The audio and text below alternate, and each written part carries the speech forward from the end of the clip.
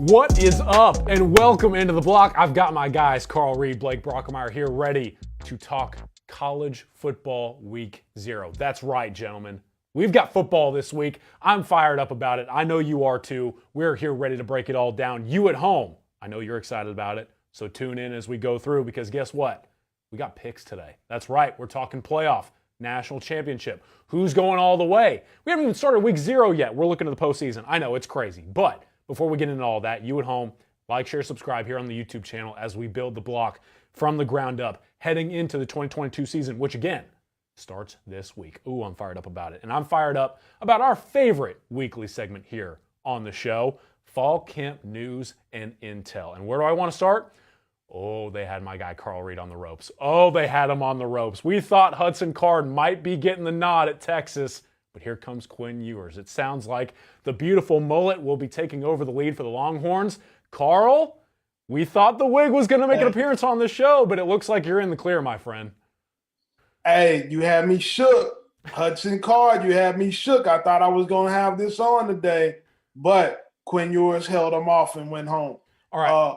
What it sounds like here, Colin, with Sark going with Quinn Ewers, it sounds like he feels like he knows what's going to happen with Hudson Card. Hudson started last year at the beginning of the season, was benched after week 2. It seems like Quinn Ewers is the now, the present, and the future for the Texas Longhorns, and he wants to get out there. He's had a fabulous camp as well, and he has major arm talent. He has major talent, and they're going to get him in there, and they believe that he's the guy to take them to the promised land. And Steve Sarkisian has made this decision, and Quinn Ewers now has to go out there and show the world that he is who they say he is. Quinn Ewers is going to have a lot on his shoulders, and Steve Sarkisian actually said in a press conference he got the nod because he can make all the throws within this offense. And I want to now turn our attention, Carl, to Steve Sarkisian himself. With this decision, this puts a lot of pressure on him because this is his guy at quarterback, and we perceive Steve Sarkisian to be a quarterback guru, if you will. We throw that term out a lot in college football, but now we talk about the pressure on Quinn. Steve Sarkisian, with Quinn Ewers in the lead, he has to start building up that reputation and that perceived quarterback pipeline as he looks ahead to Arch Manning and others. Steve Sarkisian is widely considered by many of the top coaches in the game as one of the premier developers of quarterbacks in all of football. That's college and the National Football League. And he's been good enough where he warrants that type of accolades. The thing is, whether Quinn Ewers or Hudson Card started, the pressure was going to be the same for Sark because the University of Texas brought him in because they want to get back to playing for national championships. And so the bottom line, no matter who the quarterback is for the Texas Longhorns, Sark has to win. He has to right the ship and get that program rolling in the right direction. So we'll get a chance to see if Ewers is the guy to lead them in that direction. I don't know, Blake, what we got to do to get maybe our funds together, some things together, and get Carl wearing that wig here on the show, but I'm willing to team up, man, whatever it takes at this point. Let's go now to another quarterback news piece here, Blake, because I want to go to you for this one. This is interesting. Drake May is taking over at North Carolina. Obviously, Sam Howell has exited the program. There was a battle there, and it looks like Drake May is going to win it out. He now leads a Tar Heels team that didn't meet expectations last year, but I think now people are sleeping on them maybe a little bit too much out in the ACC. Your perception of Drake May taking over for the Tar Heels? Yeah, it's amazing how a year can change. Last year, North Carolina was the favorite team to talk about in the ACC and underachieved. This year, they're very under the radar. Drake May is a very talented, high upside quarterback. I think it's very similar to what Steve Sarkisian did at Texas, or going with the guy that's young that can give them the biggest upside in their offense. And with Josh Downs there, they're going to need somebody to deliver the ball. Last year, Sam Howell was running for his life most of the season, whether it was design, play call, or not. So Drake May is a good athlete. He can spin the ball as good as any young quarterback in the country. He'll get his opportunity under Phil Longo to take the reins and be the guy here at North Carolina this season and for the future. and we'll see if he can make the most of it and take advantage of his opportunity. But I think he's a talented young quarterback as there is in the country, and he's going to have a chance to shine at North Carolina in an offense that will be friendly to his skill set. Colin, Phil Longo, the offensive coordinator at North Carolina, is a great play caller. He has a great scheme. Drake May fits what he has done in the past really, really well. And so it's going to be interesting to see, can he get North Carolina going in the right direction? A lot of hype on them going in the last season, and they didn't really live up to it. So let's see where they are this year. But I think it's going to be exciting to see how he does in the ACC, a conference that's loaded with really good quarterback play right now. Yeah, the ACC probably has the best quarterback conference in all of college football, in my opinion. There's probably 5 or 6 guys that are very talented, or even more, really. But there's a lot of potential first and second round picks at quarterback in the ACC. So it's going to be a loaded division. North Carolina's got a lot of changes. It looks like they're going to be young on offense, and their defense, have some changes with the scheme that they're running this year. But I expect them to be a sleeper team in the ACC this season. You guys know that we like to call the ACC the Conference of Quarterbacks, and I personally like to call it, as you know as well, the Conference of Offensive Linemen. Drake May will have to prove he is one of those quarterbacks in this conference, while also maybe having some questions about his offensive line. Let's talk about a very big question too, Blake, out at Kentucky. Running back Chris Rodriguez could potentially miss a few weeks due to suspension. According to Matt Jones of Kentucky Sports Radio, this would include a matchup against Florida on the road. What does this mean for the Wildcats as they try and recover from losing their star running back? Well, it's not great news because, in my opinion, he's one of the better running backs in the country. I mean, I thought he would come out last year. He's the most productive guy coming back in the SEC this season.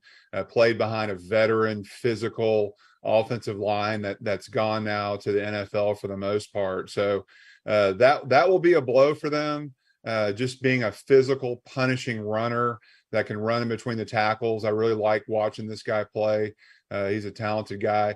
Cavassier Smoke comes in now to take over for him, and it's a completely different type of back. He's a smaller back, maybe a little bit more electric, can catch the ball out of the backfield a little bit better. Kentucky runs a very quick RPO, get rid of the ball, screens and quick game offense. So I can see them utilizing him more out of the backfield, throwing the football too, and getting him the ball in space. But it's never a great thing when your best running back's out for a couple of games. But when he comes back, I think that'll help solidify Kentucky. You're never a better team without your best players. I think that's something that has to be said in sports time and time again. What I want to ask a lot of these young players, I was on the phone earlier today with a young player that's having a situation at the college he's at. At what point does our decision-making improve so we can reach our goals? These guys who are getting themselves these 2-game suspensions, 3-game suspensions to start the season for violation of team rules, you putting your future in jeopardy, which is the goal is to get to the National Football League. Your team goals are to win conference titles and compete for bowl games or national championships. And you need to stop sometimes and think about the decisions that you're making that are going to impact you the most in a negative way. Before you make a decision, you need to ask yourself, what is the upside in the decision that I'm about to make, and how is it going to impact myself positively, my family, and my football team? It's disappointing when I see so many guys get into these situations where they're starting off the season on the bench because they can't follow simple rules. And I think, too, one thing to keep an eye on with Kentucky this year, you've got an excellent quarterback in Will Levis that's coming back, is poised to have a breakout season. He loses his security blanket in Wan'Dale Robinson, who's off to the Giants right now and doing very well. So who's going to replace that production? Their offensive line, like I mentioned earlier, most of their good players are gone. They have some unproven guys, some young guys there that are big question marks. So they need all the help they can get, especially early in the season, to stay in sync And Will Levis, he can run the football well, but you don't want your quarterback, running the football early in the season a ton. You got to have him if you're going to do anything this year. Mm-hmm. I mean, look, obviously, you bring up a great point. Losing Wan'Dale Robinson, now potentially Rodriguez, too. That's tough for a guy who's in the conversation for the number 1 overall pick in Will Levis. But hey, I will say, outside of that Week 2 game against Florida, you got a Miami of Ohio, Youngstown State, and Northern Illinois. I think the Wildcats can afford a little bit of losses as they try and learn this new football team. Let's learn a little bit more here in a second about how you see this season playing out, guys. Obviously, providing your playoff picks today. No pressure. Just don't get it wrong. But before we do that, I want to talk about Josh Pate's picks. That's right. Our guy released his playoff field last night. There it is right there. And surprisingly, I know you're both making faces at me here, Michigan and Utah in the field. So, Carl Reed, starting with you. When you see the Michigan Wolverines in the field of 4 for the college football playoff this year, again, your reaction is? Well, I was just in Nashville, and Josh Pate looked like he was very healthy and in good spirits. I got to hit a U-turn now and go check on my guy and see what's going on that made him put Michigan in the Final Four.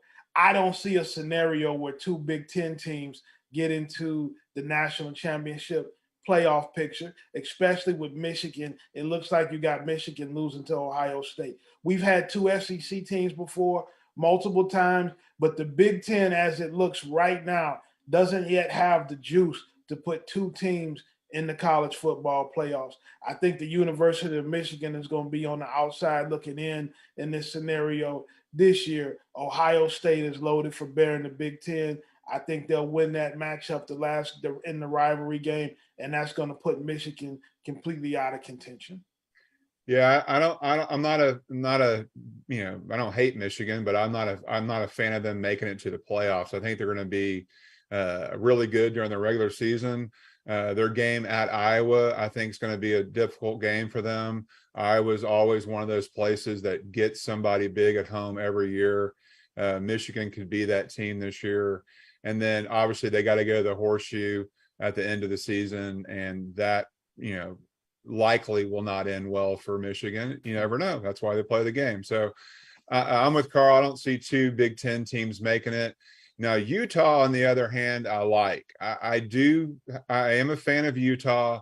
I do think that there will be an outlier that gets in the playoffs this year, and Utah could definitely do it if their schedule sets up nicely for them.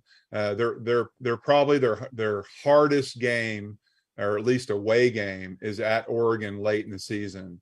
So that's a game that's going to be, in my opinion, the 2 best teams in the Pac-12 squaring off. Oregon's a tough place to play. The weather at that time of the year could be anything. And then they play USC at home. They're always tough to beat at home, and they usually are very good team at home every year. So I think that makes sense to me. So if they made it to the playoffs this year, it would not shock me. I'm a fan of Utah. I like their offense. I like their defense. They're well coached, and I think their schedule sets up nicely for them. Carl, real quick, your reaction to Utah being in there. I'd like to hear your snippet on the Utes potentially making it to the playoff field this year. I think that Blake is right. I think that Josh Pate is right on that Utah can be a serious factor in the playoff race. They are dominant on the line of scrimmage. You guys that I know, that I love to run the rock. And so when you have a team who can run the ball the way they can and who can stop the run the way that they do, they can be very formidable. As long as they don't get tripped up along the way and lose a game that they shouldn't lose, and they have to go on the road and take care of business in Eugene, Oregon. If they can do that and run the table, then it's no doubt in my mind that Utah deserves to be in the playoff. Look, guys, I'm going to be honest with you. If there's one defense I trust to throw off Bo Nix out there at Oregon, it's probably the Utes. So I really like them as a playoff contender, and I agree with all of your takes on Michigan as well. So with that in mind, since I'm agreeing a whole lot with you guys, let's finish what we've all been waiting for. It's time to drop your playoff picks. Carl, I'm going to start to you. Who do you have making the college football playoff and why this year? Well, the 4 teams that I picked for the college football playoffs this year is Alabama, Ohio State, Georgia, and Clemson. I think that we all, or many people, have Alabama or Ohio State as the two best teams in the country. I think you have to look at Georgia, not because they're the defending champions. Okay. Georgia is now in that status where we're going to see if they can do what Alabama did the last few years or the last decade or so and consistently put themselves in the playoffs by consistently dominating the SEC, mainly the SEC East. When I look at Clemson, DJU has been much maligned as the quarterback in the offseason. He's been very criticized. But if Clemson has steady quarterback play with an elite defense and a solid running game, I expect them to run the table in the ACC. I know that some people are really excited about NC State, but I think Clemson still dominates the ACC and finds themselves in the college football playoff. All right, I like that. I've got Alabama, Ohio State, NC State, and Georgia. Those are the four teams that I've got. I think Alabama, after watching them scrimmage on Saturday, I feel even more confident about what their potential could be if they can stay healthy. I think Ohio State has potentially one of the best offenses, if not the best offense in college football. And I think with Jim Knowles taking over their defense, I actually have some confidence that they're going to have some competent coaching on their defense. I think they'll do a good job, and they're going to be a lot better defensively than people think they are. I don't have faith in Clemson offensively. Defensively, I do. I think there's always an outlier that gets in. We mentioned Utah earlier. They could easily be this pick, but I've got NC State. They've got a very, very underrated defense that's got lots of weapons, probably the second best linebacking crew behind Alabama in the country. And they've got a lot of nice pieces, an interesting scheme on defense to win some games. And then, Devin Leary as a quarterback, I really like. So I think they have a chance to sneak in there and be the Michigan of last year or the Cincinnati of last year. And then Georgia is a team that I think maybe wins differently this year. I think offensively they have a chance to score a lot more points than they did last year. Last year they were very cautious on offense, and this year I think they're going to open it up with their with multiple tight ends that they have that can stretch the field. Veteran offensive line, and Stetson Bennett has proven that he's better than people give him credit for, and has experience now. So those are my four teams, and I think I feel very confident about two of them. So we'll see how it works out. All right. Well, we know, Carl, that Blake's pounding the table these days for NC State. I'm excited to see eventually if it works out for him. The thing with NC State, I've been hearing Blake talk about NC State. It feels like all summer. NC State. Blake and I are going to have to make some kind of bet on the NC State Clemson game, because I don't know how you can go with NC State over Clemson and the body of work that Clemson has put together and being a college football power. But Blake does really believe in them. And Colin, when we get down to Clemson NC State week, Blake and I will have an epic bet. And it's going to be a wild time for the loser. If NC State opens up this year and loses at East Carolina or Tech at home, I'm going to be sick to my stomach. So I have faith in Dave Doran. I have faith in NC State this season. I think they're going to surprise some people, but they got to do it on the field. And Carl mentioned body of work. Body of work doesn't mean anything. It's 60 minutes on a Saturday afternoon or evening. That's all that matters. So they got to do it on the field. They're going to have to do it at Death Valley, which is a tough place to play. And we'll see if they can put it all together. I think they can. All right, gentlemen, let's close real quick with this. Who's winning the national championship and why? Carl, starting with you, here's your final two. Why are you picking them, and who's winning? University of Alabama, number one, Nick Saban. Nick Saban has been the preeminent coach in college football for, I can't remember the last time that he wasn't. I think that this is big for him in every possible era. Now we're in the NIL and the transfer portal era, and he's continued to get better. And I think that he wins the national championship and possibly goes out with this group. They have the best offensive player in the nation in Bryce Young, the Heisman Trophy winner from a year ago returning, and you have the best defensive and overall player in the country, Will Anderson. I think that this is an unbeatable team at Alabama, one of the better ones they've had, and I think that they will win the national championship this season. I'm with Carl. I think Alabama wins. Like I said, I watched them on Saturday, and they're going to be really good. Jahmyr Gibbs, the running back transfer from Georgia Tech, is the truth. He's the real deal. He's going to have a huge season. Would not be shocked if he won the Heisman Trophy this season if everything went in place for them. Bryce Young's got to stay healthy. They've got some young options at quarterback, but it's going to come down to health. Can they keep all of their defensive linemen? Can Will Anderson stay healthy? Jordan Battle, to me, is the second most important player on Alabama's defense, and he needs to stay healthy. He's a big time player for them and runs the back end of their defense. So those are the key pieces for them. And then Ohio State, as I mentioned, that they're loaded on offense. Got to see their defense play a little bit before I feel a little bit better about them. But I feel like those are the two best teams in the country.